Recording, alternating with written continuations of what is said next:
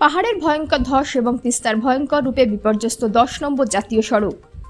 ফের ভয় ধরানো পরিস্থিতি পাহাড়ে, একদিকে ধস, অন্যদিকে নদীর ভয়ঙ্কর রূপ, সব মিলিয়ে কার্যত বিপর্যস্ত হয়ে পড়েছে 10 নম্বর জাতীয় সড়ক।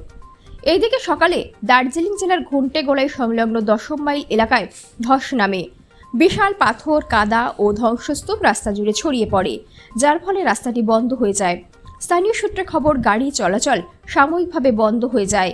ইতিমধ্যে বিকল্প রুটে যানবাহন ঘুরিয়ে দেওয়ার চেষ্টা করছে প্রশাসন। অন্যদিকে টানা বৃষ্টিতে উত্তাল হয়ে উঠেছে তিস্তা নদী। কালিম্পং জেলার রবিঝোড়া ও আশেপাশের এলাকায় তিস্তার জল গড়িয়ে এসে আছড়ে পড়েছে NH10 এর ওপর দিয়ে।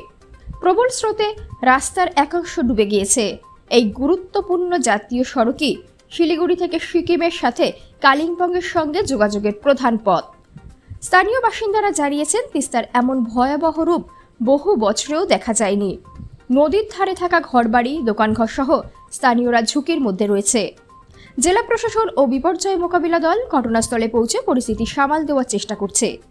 তবে আবহাওয়া দপ্তরের পূর্বাভাস অনুযায়ী আগামী কয়েকদিন প্রবল বৃষ্টি চলবে, ফলে ধস ও জলস্ফীতির আশঙ্কা আরও বাড়বে। Bureau report, news সমবার্তা।